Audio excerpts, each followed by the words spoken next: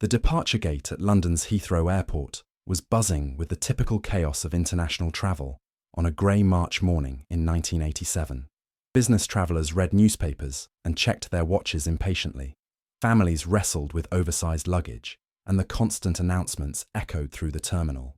Among the crowd, 38-year-old Ozzy Osbourne sat quietly in the corner of the first-class lounge, wearing dark sunglasses and a black leather jacket, his long hair tied back in an attempt to keep a low profile during what had been an emotionally challenging trip to England.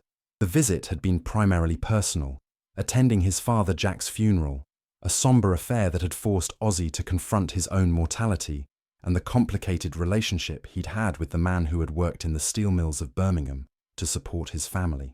The weight of unresolved emotions, combined with his ongoing struggles with alcohol and the pressures of his solo career, had left him feeling raw and vulnerable. The 8-hour flight back to Los Angeles felt like an escape he desperately needed, but also a journey he wasn't sure he was emotionally prepared to make. If you're enjoying this incredible story, please subscribe to our channel and hit that like button. It helps us bring you more amazing moments from music history. As boarding began for British Airways Flight 283 to Los Angeles, Ozzy gathered his small carry-on bag and followed the line of first-class passengers toward the gate. The year 1987 had been a whirlwind for him. His The Ultimate Sin album had been a commercial success, but the touring schedule had been brutal and his personal life was becoming increasingly chaotic. Sharon was back in Los Angeles, managing his career and trying to keep him on track, but even she couldn't protect him from the demons that seemed to follow him everywhere. The Boeing 747's first-class cabin was configured with spacious seats arranged in pairs, and Ozzy found his assigned seat 2A by the window. He settled in with relief, hoping the empty seat beside him would remain vacant so he could have some space to process his grief and maybe catch some sleep. The funeral had been more difficult than he'd anticipated. Seeing his childhood neighborhood, reconnecting with relatives he hadn't spoken to in years, and standing at his father's graveside had brought back a flood of memories he'd spent years trying to suppress with alcohol and drugs. Just as the cabin doors were about to close, there was a small commotion in the aisle. A flight attendant was helping a young girl navigate toward the first-class section, speaking in soothing tones to calm what appeared to be a very nervous young passenger. "Here we go, sweetie," the flight attendant said gently. "Your seat is right here, 2B, next to this gentleman."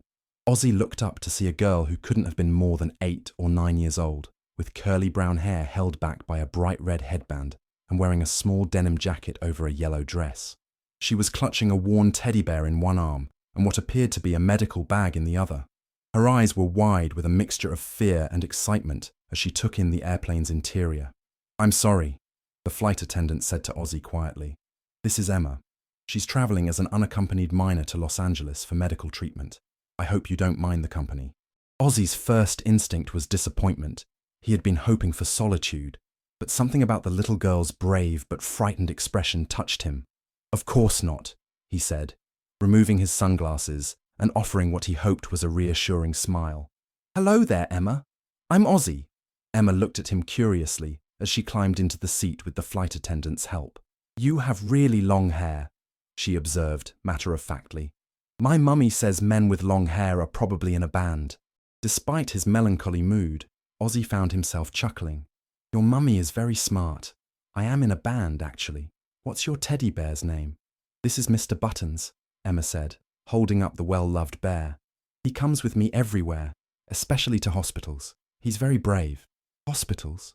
Ozzy asked gently, noticing the medical bag she was carrying. "I have to go to a special hospital in America," Emma explained, with the matter-of-fact acceptance that children often show towards circumstances adults find unbearable. "The doctors in London say they can't fix my heart, but the doctors in Los Angeles might be able to. Mummy and Daddy can't come because it costs too much money. But the nice charity people said I could go by myself." Ozzy felt something tighten in his chest. Here was this brave little girl, probably the same age as his own children, traveling alone across an ocean for life-saving surgery, while he was wallowing in self-pity about his father's death and his personal problems. "That's quite an adventure," he said softly. "Are you scared?" Emma considered the question seriously. "A little bit. But Mr. Buttons says that being scared is okay as long as you're brave too. And the lady from the charity," said that sometimes angels sit next to you on airplanes to help you not be so afraid. Ozzy looked at this little girl with her teddy bear and her incredible courage and felt something shift inside him. "Well then," he said, "I guess I better do my best to be a good angel, hadn't I?" As the plane taxied down the runway, Emma pressed her face to the window with wonder. "I've never been on an airplane before," she said. "Mummy said it would be like flying with the birds." "It's pretty amazing, isn't it?" Ozzy agreed, watching her excitement despite his own heavy heart. Once they were airborne and the seatbelt signs were turned off, Emma turned to Ozzy with the directness that only children possess. "What kind of band are you in? Do you play happy songs or sad songs?" The question caught Ozzy off guard. How do you explain heavy metal music to an 8-year-old girl travelling alone for heart surgery? "Well," he said carefully, "I suppose I play songs for people who are going through difficult times. Songs that help them feel like they're not alone when things are scary or confusing." Emma nodded thoughtfully. "Like when you're in the hospital and everything hurts?" "Yeah," Ozzy said quietly. "Like that." "That's good," Emma decided. "People need songs like that. Sometimes, when I'm in the hospital and the machines are beeping and I can't sleep, I wish someone would sing to me." The innocence and wisdom of her words hit Ozzy like a physical blow. Here was this child, facing the most frightening experience of her young life, thinking about what other people needed. As the flight continued, Emma and Ozzy settled into an unlikely friendship. She showed him drawings she had made for the doctors in Los Angeles, pictures of hearts with smiling faces and rainbows, her way of hoping for a positive outcome. She told him about her life in London, her pet rabbit named Snowball, and her dream of becoming a teacher when she grew up. "If the doctors can fix my heart properly." In return, Ozzy found himself opening up in ways he rarely did with adults. He told her about growing up in Birmingham, about his own children, and about how music had saved him from a life of poverty and despair. He spoke more honestly about his father's death than he had to anyone else, explaining how complicated it was to love someone who had often been distant and critical. "Sometimes daddies don't know how to show love very well," Emma said with startling insight. "But maybe he loved you anyway, even if he couldn't say it right." 4 hours into the flight, as they were eating lunch, Emma suddenly became very quiet. Ozzy noticed her picking at her food and clutching Mr. Buttons more tightly.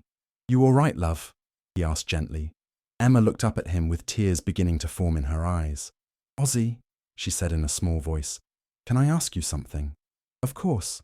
She took a shaky breath. What if the doctors in Los Angeles can't fix my heart either? What if I'm too broken to fix?" The question was asked with such heartbreaking vulnerability that Ozzy felt his own eyes fill with tears. This brave little girl, who had been so strong and optimistic throughout the flight, was finally allowing herself to voice her deepest fear. Ozzy unbuckled his seatbelt and turned to face her fully. "Emma, look at me," he said softly. "You are not broken. You might have a heart that needs some help, but that doesn't make you broken." "But what if they can't help me?" she whispered.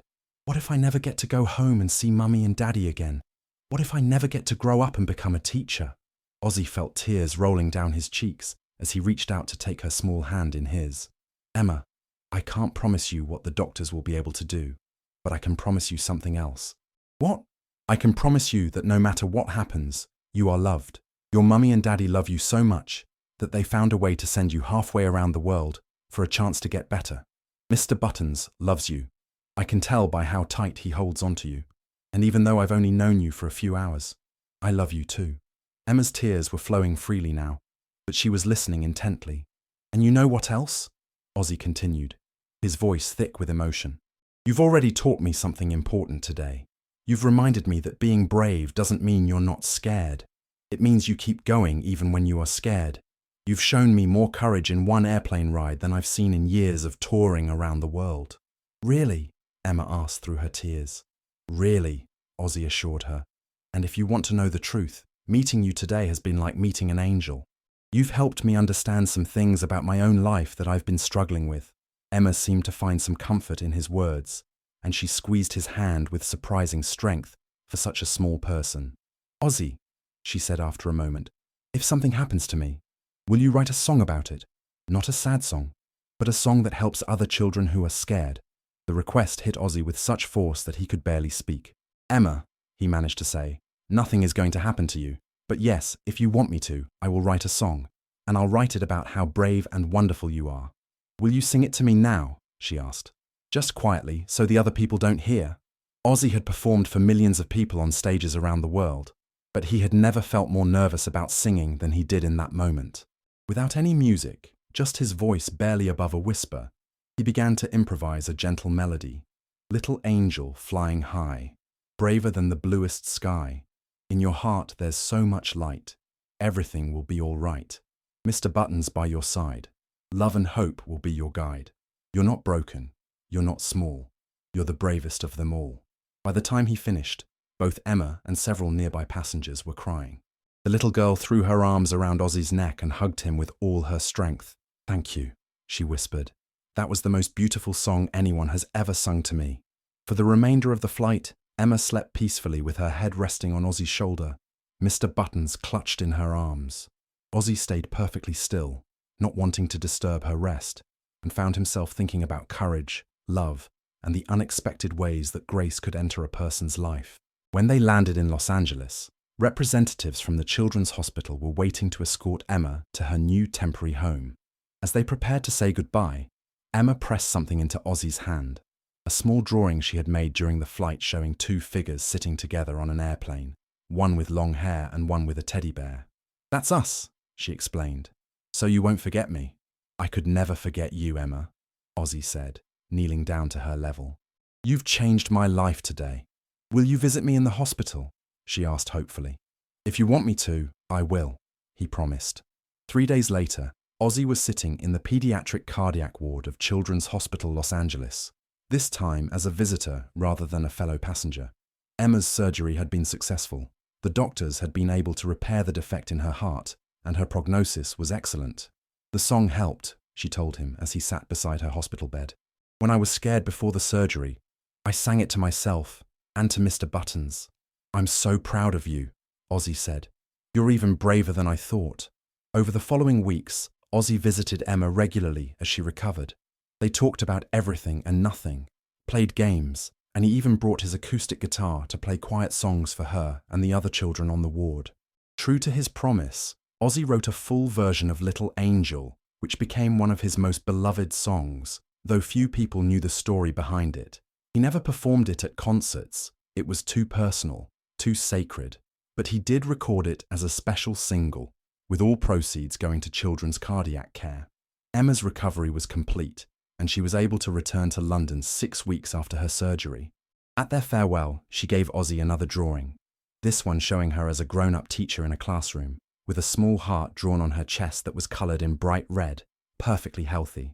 "When I become a teacher," she told him, "I'm going to tell all my students about the rock star angel who sang to me on an airplane and taught me that being scared and being brave can happen at the same time." Years later, Ozzy would often say that the flight from London to Los Angeles in March 1987 was the most important journey of his life, not because of where it took him geographically, but because of where it took him emotionally and spiritually. "Emma taught me something that changed everything," he reflected in interviews. "She taught me that real strength isn't about being the loudest or the wildest or the most shocking. Real strength is about being there for someone who needs you, even when you're dealing with your own pain." The experience also profoundly affected how Ozzy approached his own struggles with addiction and his relationships with his family. Seeing Emma's courage in the face of life-threatening illness made his own problems seem manageable, and her faith in love and hope inspired him to fight harder for his sobriety and his relationships. The immediate impact was visible to everyone around him. Sharon noticed the change as soon as he returned home from the hospital visits. He was different, she would later recall, still struggling with his demons, but there was something gentler about him, something more purposeful. He started talking about wanting to be the kind of person Emma believed he was. The transformation wasn't immediate or easy. Ozzy still battled with alcohol and the pressures of fame, but now he had a new framework for understanding his struggles. When the urge to drink became overwhelming, he would think about Emma's courage in the hospital and ask himself whether his actions would make her proud or disappointed. "She became my conscience in a way," he admitted years later. "Not in a preachy way, but in a way that made me want to live up to the person she saw in me on that airplane." the impact extended to his music as well. While Little Angel remained the most direct tribute to Emma, elements of what he learned from her began appearing in other songs. His lyrics became more hopeful, more focused on overcoming darkness rather than just dwelling in it. He started writing about redemption, about finding light in unexpected places, about the strength that comes from vulnerability. His 1988 album, No Rest for the Wicked, contained subtle references to their meeting, though only those closest to him understood the connections. The song Close My Eyes Forever, while officially a duet with Lita Ford, was inspired by Emma's question about what happens if the doctors can't fix her heart. In his mind, it was a song about trusting in love, even when facing the unknown. Emma's influence also changed how Ozzy interacted with his own children. Jack, Kelly, and Amy began to see a father who was more present, more emotionally available, more willing to show vulnerability. He started sharing with them the lessons Emma had taught him about courage and love. "Dad would tell us about this little girl he met on a plane," Kelly Osbourne remembered years later. "How brave she was, how she helped him understand what real strength looked like. It made him want to be braver too, especially as a father." The connection between Ozzy and Emma continued to deepen over the years.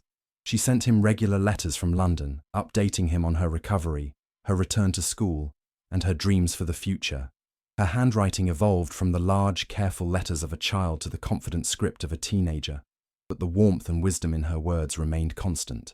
In one particularly meaningful letter sent when she was 12, Emma wrote, "Dear Ozzy, the doctors say my heart is completely normal now.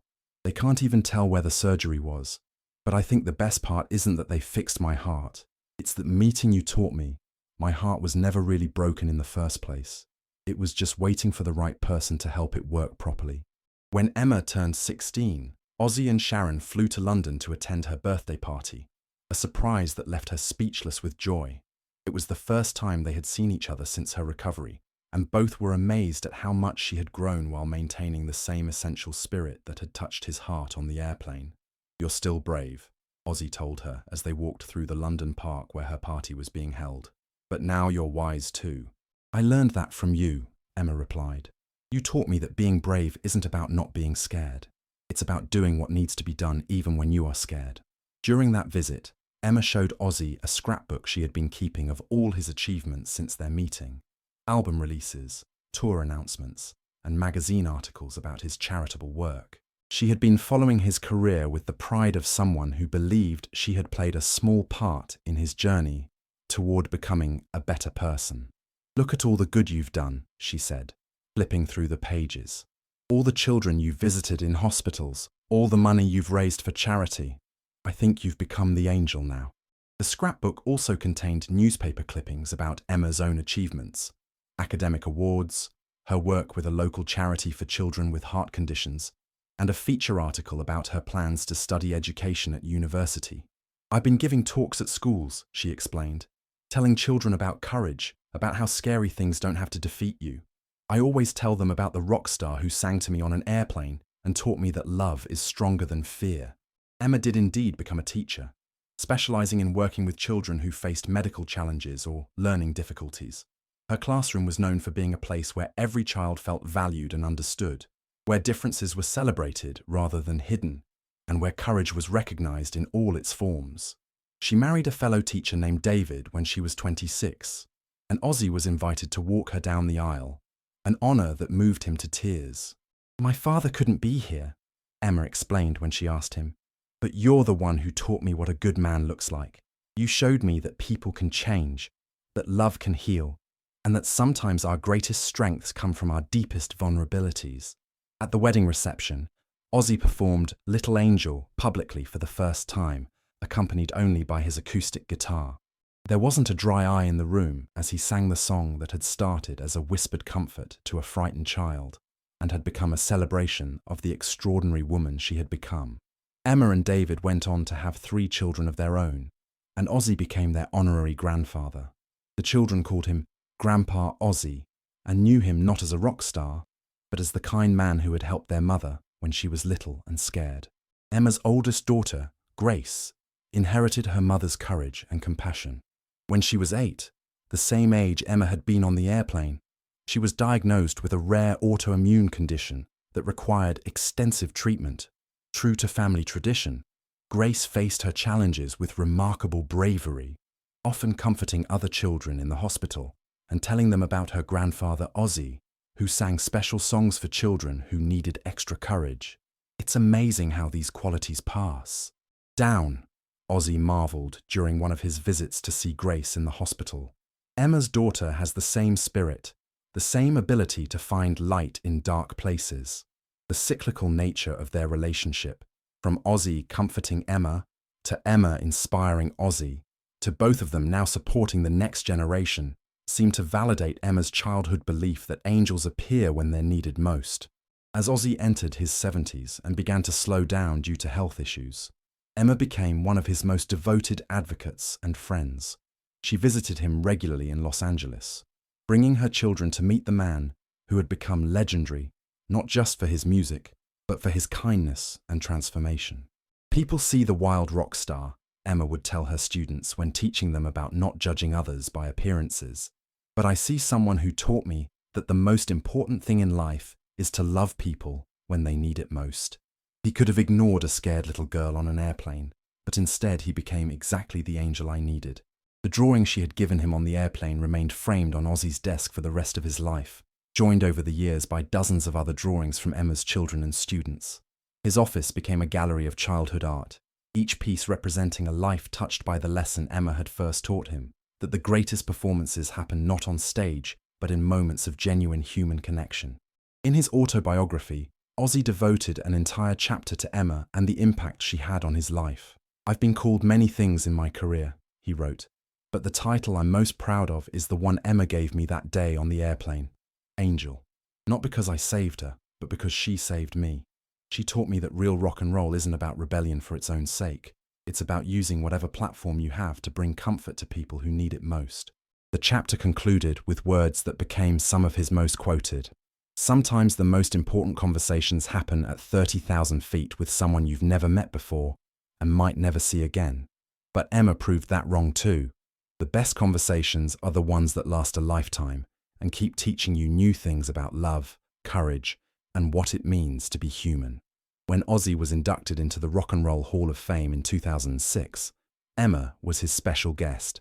In his acceptance speech, he spoke about the various influences on his music and career, but saved his most heartfelt words for last.